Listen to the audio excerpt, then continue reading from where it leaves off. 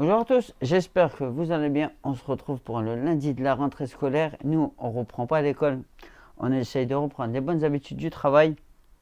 Et pour démarrer ce nouveau cycle de septembre, on va accueillir un tout nouveau dans l'équipe. Il s'appelle William. William, c'est la personne qui va remplacer Nikolai. Enfin, qui a remplacé Nikolai du coup, parce que Nikolai a repris son cycle scolaire dans une autre entreprise au niveau de sa formation en alternance. William fait le même BTS que Nikolai, mais avec un an de décalage. Donc du coup, il va s'occuper de la gestion de base de données, ordinateur, etc. Et si tout se passe bien, il y aura encore d'autres recrues, mais voilà, tant que c'est pas fait, tant que c'est pas signé, on n'en parle pas trop. Alors, petite bonne nouvelle sur le site NR Performance, on est bientôt, tu peux le voir ici, à 3000 fichiers en à peu près 4 mois.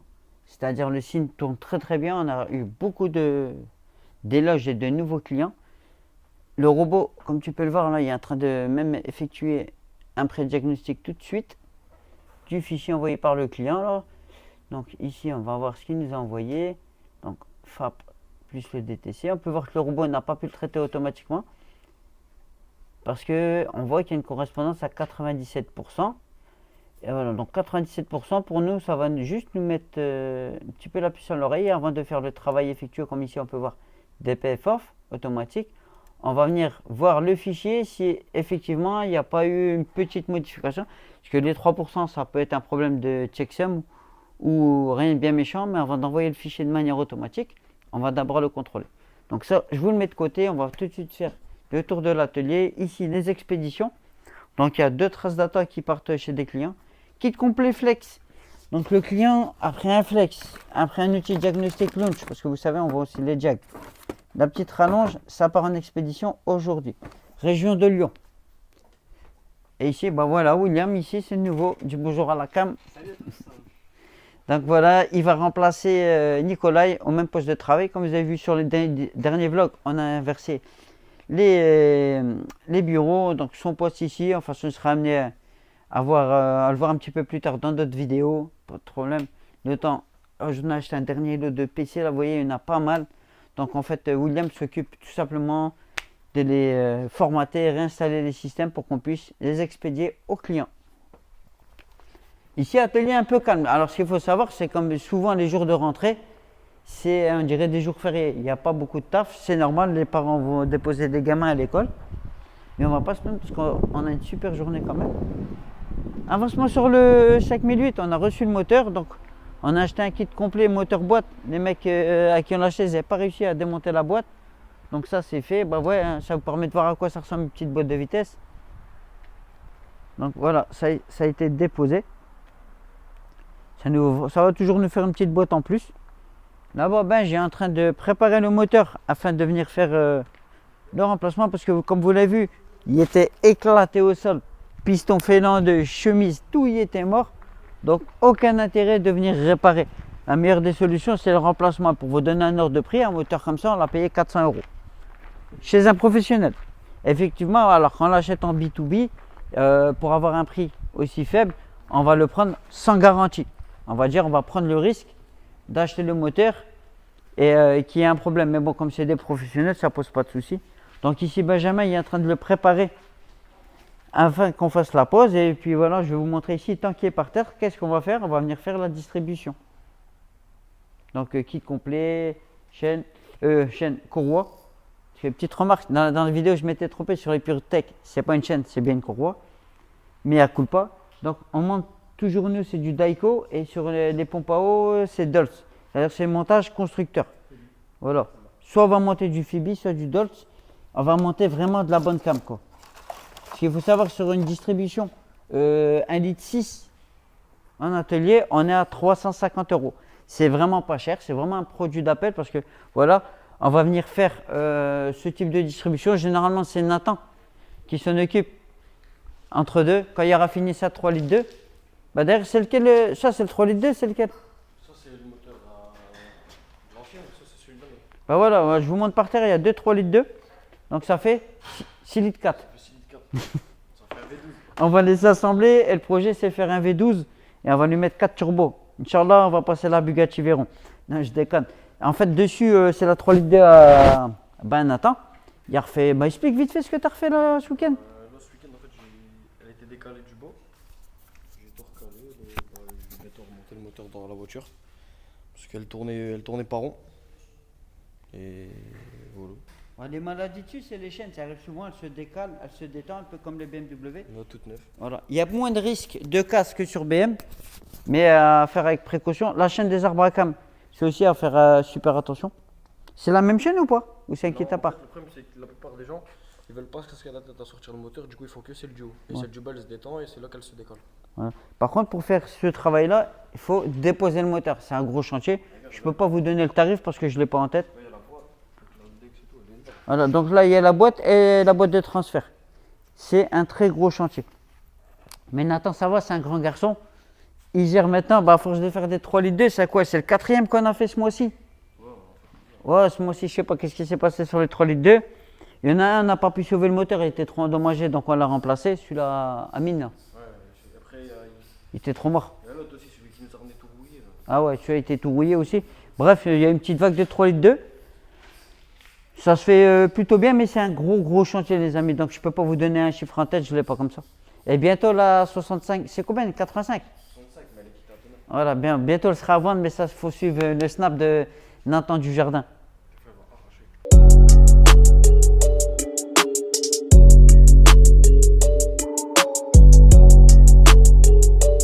Alors, deuxième jour du vlog, on est mardi. Comme je vous dis, hier c'était la rentrée des classes, donc c'était un petit peu calme, jour férié. Je vous fais rapidement le tour de l'atelier. Là, on a une 308 pour un problème d'AD-Blue. Ça y est, c'est réglé. Petite A5 Sportback qui, malgré l'âge, personnellement, je trouve ça encore beau. Particularité d'A5, vous savez, il n'y a pas de montant. Donc ça lui donne une belle ligne, que ce soit à l'avant à l'arrière. On n'a pas de montant de porte, donc ça permet d'avoir un super profilé de la bagnole. 508, problème de filtre à particules. Alors, elle a été défapée chez quelqu'un qu'on ne connaît pas. Donc pour savoir ce qui a été fait, ce qu'on va faire dans une première étape, c'est lire la carto. Ensuite, on va prendre une carte d'origine de notre base de données et comparer. On suspecte que ça n'a pas été fait dans les règles de l'art. Donc on verra bien. C4 Picasso, recherche de panne, comme vous voyez, il y a du gasoil par terre. On a réussi à la remettre en route, comme vous pouvez voir, mais elle va caler. Ouais, vous avez vu? Ça cale. On a changé le régulateur de pression de carburant, c'est toujours pas ça, donc à mon avis, pompe injection. Le client, il y a de la chance, c'est qu'il n'y a pas de limaille. Comme vous avez vu la semaine dernière sur le Touareg, c'était de limaille à mort, donc les sacs, finalement, les 6 injecteurs, ils étaient morts. On a dû les remplacer. Ça, je sais pas c'est quoi. Petite Mercedes coupée, sa patoche. Et on va aller de l'autre côté, du côté à Benjamin. Je vais vous montrer l'avancement du 508 sur lequel on dépose le moteur. Aujourd'hui, on va tourner la vidéo dimanche, donc vidéo sur les FRM. On va vous parler des FRM, des problématiques rencontrées et surtout des solutions qu'on est capable de vous apporter. Il fait bon aujourd'hui. Donc ici, Benji a déposé le moteur pété. Alors pour éviter de tirer toute la façade, on vient opérer de cette façon-là. On va déposer le berceau qui est derrière toi. C'est pas un berceau où il y a un landau pour les enfants. Donc on dépose ici. Le moteur est par terre, complet.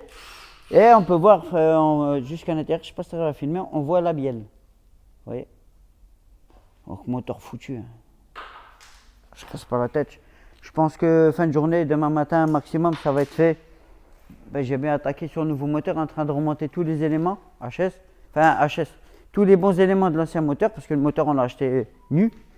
Pour toucher un bon prix, forcément, le mec, qu'est-ce qu'il va faire? Il va essayer de récupérer un max de pièces environnantes, c'est-à-dire le turbo, compresseur de clim, etc. Mais ça, nous, on s'en fout, on n'en a pas besoin. On va récupérer des anciennes parce que les anciennes marchaient très bien. Donc le top, c'est comme il fait beige, c'est on travaille par terre et comme c'est les mêmes moteurs, on prend de l'un, on le met à l'autre.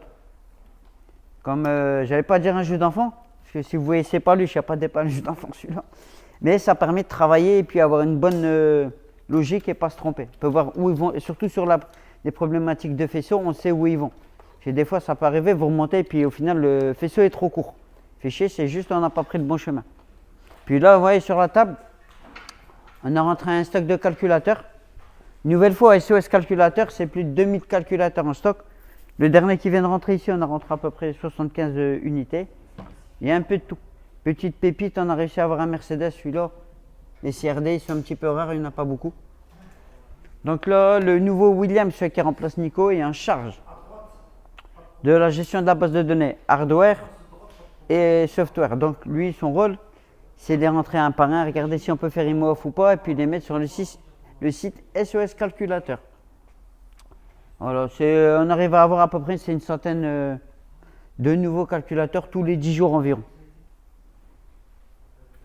Et encore, ça, c'est le 3 litres 2 que vous avez pu voir hier, qui est en phase de remontage. Donc là, ça a bien avancé. C'est la voiture de Nathan, c'est lui qui s'en occupe à 16 heures perdues. Les amis, on se retrouve mercredi. Les chantiers ils ont avancé. Tout se passe bien. On a même Bachir qui est revenu nous faire un petit coucou. Et en fait, il a repris l'école et il y a eu le syndrome du manque. Donc, il m'a dit, j'ai vu le bus, je suis monté dans le bus, je suis venu ici. Et il est revenu donner un petit coup de main. Ça, c'est l'effet Neuroprog. C'est toujours cool. On a une nouvelle recrue. Il a démarré aujourd'hui. Les amis, on a Jean-Claude Van Damme. Et on s'est fait un petit plaisir. On va mettre une affiche comme ça de temps en temps. On va changer d'affiche. On va essayer de trouver différents thèmes. Et là, on a décidé de démarrer avec Jean-Claude parce que je suis fan de Jean-Claude. J'aime bien tous ses films. I like the movie. William, il a attaqué là. On est en train de le former sur les IMO.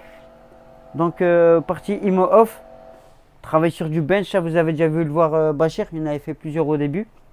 Donc voilà, l'idée c'est qu'il touche à tout. Et puis comme j'aime bien le dire, personne n'est irremplaçable. Donc l'idée c'est que quand il y a quelqu'un qui est malade, un ou l'autre est capable de faire les tâches. Comme ça tourne toujours. Côté atelier,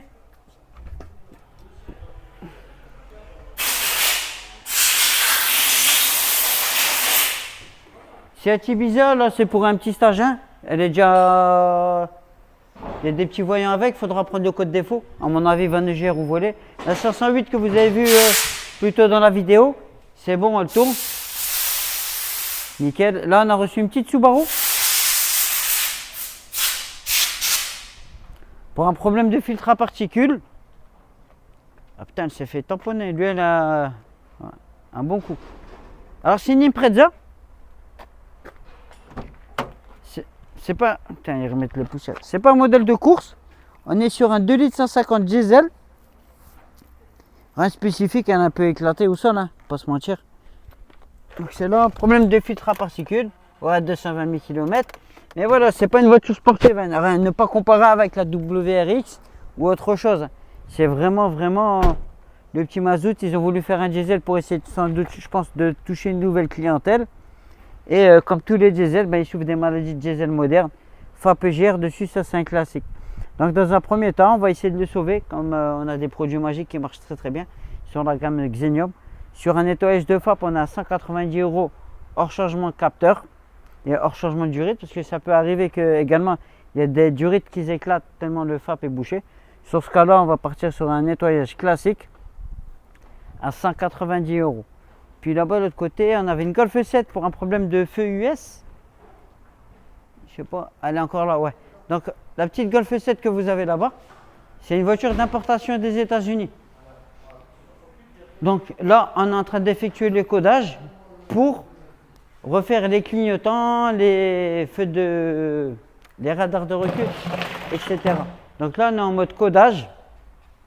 Pour venir coder, c'est là. Parce que vous savez qu'aux US, quand vous mettez le clignotant, c'est les feux qui clignotent. Donc là, je ne sais pas où ça en est.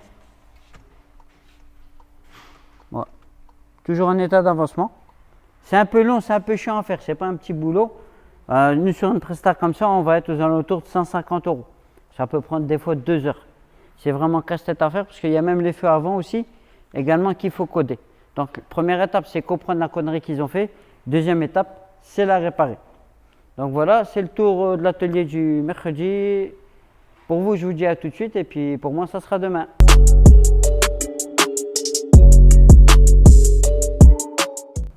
Les amis, on est jeudi, avant-dernier jour de la semaine, dernier jour du vlog. Là, je suis sur mon bureau, on termine tous les fichiers en cours. Il y en a pas mal. Vous allez voir qu'on va bientôt passer la barre des 3000 fichiers gérés sur le site NR Performance. Comme vous pouvez le voir, ça n'arrête pas depuis ce matin. Aujourd'hui, je suis tout seul, donc un petit peu la galère, mais rien de grave, on va faire le taf.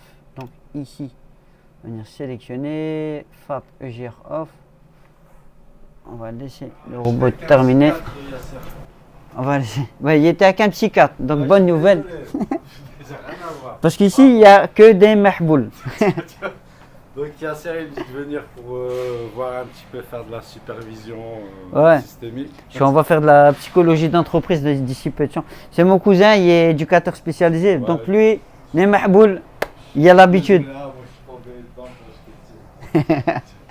William toujours au taf. Alors aujourd'hui, on termine la semaine avec pas mal de caisses. La petite Subaru, comme je vous disais hier, on est en train d'attaquer le FAP. Chevrolet Captiva également FAP. La 308, ben justement, c'est celle de mon cousin, le fameux 1 litre de PureTech de merde. Ben, il est tombé en panne. La voiture a 60 000 km. Sort de chez Peugeot avec la révision, changement de distribution et soi-disant fiabilisation. Elle est tombée en panne et lâchée sur la route.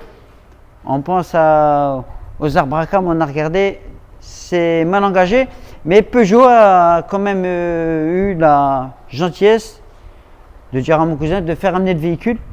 Et puis je pense qu'il y aura une prise en charge en garantie étant donné qu'il y a un suivi. Et ils ont fait le rappel de la distribution. Petit Q3 là, il va, lui aussi nettoyage de FAP, on va s'en occuper. Là-bas, les chantiers, les gros chantiers, il y avait un C4 Picasso. Problème de gasoil, vous avez vu, on l'a montré, il démarrait, il s'éteignait. On a trouvé la panne. Finalement, c'est moins grave que prévu, mais ça nous a pris plus de temps à le trouver. C'est une durite dans laquelle il n'y a pas de pression de carburant, mais hyper nécessaire forcément à la pression globale du circuit de carburant. Ce matin, attention à la tête, on a commandé chez Peugeot, malheureusement on n'a pas reçu la bonne. Ça arrive, donc c'est cette durite. Alors, qui était percé à un endroit, je ne sais plus où exactement, qui faisait une perte de pression dans le circuit de carburant. Donc, on avait tous les symptômes d'une pompe à injection HS et finalement, c'était pas une pompe à injection, tant mieux pour le client. Ça, bon, donc, il y aura plus de frais en recherche de panne et du coup, moins de travail en réparation. Donc, on attend que Peugeot vienne nous livrer la nouvelle durite. Parce que, en fait, ce qu'il faut savoir, Peugeot ne livre plus au comptoir. Il faut avoir un compte pro. Et vous faites livrer tous les jours les pièces, ça commande par téléphone. C'est un peu chiant, mais bon, comme là, il s'est trompé de durite. Et la semaine dernière, il s'est trompé sur un carreau. Ça arrive à tout le monde. Et puis là, le 3008, le 5008, il est en phase d'être terminé. Vous voyez, là, le moteur est complètement nu. Donc, on a récupéré tous les éléments pour, comme on dit dans le jargon, rhabiller l'autre. Donc, je pense que si tout se passe bien, fin de journée, celui-là est démarré. On vous le mettra en route sans doute la semaine prochaine. Je viens de faire un court-circuit dans la voiture. On a quelque chose. J'ai voulu aller vers un moins, j'ai touché ça. Mais loin. Les deux, c'était plus. Voilà pourquoi on peut laisser les professionnels faire. Voilà, un client, il touche. C'est la communauté de la voiture. Là, c'est 308, c'est normal. Mais non, moi, je t'ai un coup, c'est moi. Je suis en mode touriste, là, là-bas. Ça, c'est moi, ça, moi, je suis. Ouais, je suis comme moi sur le plus. Non. Voilà, ouais, je suis. Supprime la vidéo tout de suite, Nora. J'espère que t'as réglé. Ce soir, le grand Peugeot, c'était merde. Tu vois, quand je te dis fallait venir. Sérieusement, si t'as fait un court-circuit, Nathan. Regarde, elle est client dans tous les sens. On paye des droits d'auteur. Mais il y a toujours un community qui se tape là-haut, et les autres, il y a personne dans le monde. Tu tapes là-haut tout seul, frérot. Ne mens pas dans ton couplet. Au moment où tu prends une vidéo, tu tapes en haut aussi. Ouais, je fais sortir, je vais extraire Parce qu'il a été recruté par rapport au pourcentage d'handicapés qu'on doit prendre dans les sociétés. Moi, je suis content pour l'avenir des autistes, c'est bon signe. Les clients, c'est à l'accueil. Ici, ça s'appelle un atelier. Voilà. Zone réservée seulement aux salariés. Voilà, vous voyez ce que je veux dire? Voilà. Les amis, j'espère que la vidéo vous a plu, que le nouveau format vous plaît. Là, on va terminer la vidéo avec mon cousin Kamel. C'est mon vrai cousin pour l'occasion. Je vous dis à la prochaine. N'oubliez pas de partager et merci pour tout.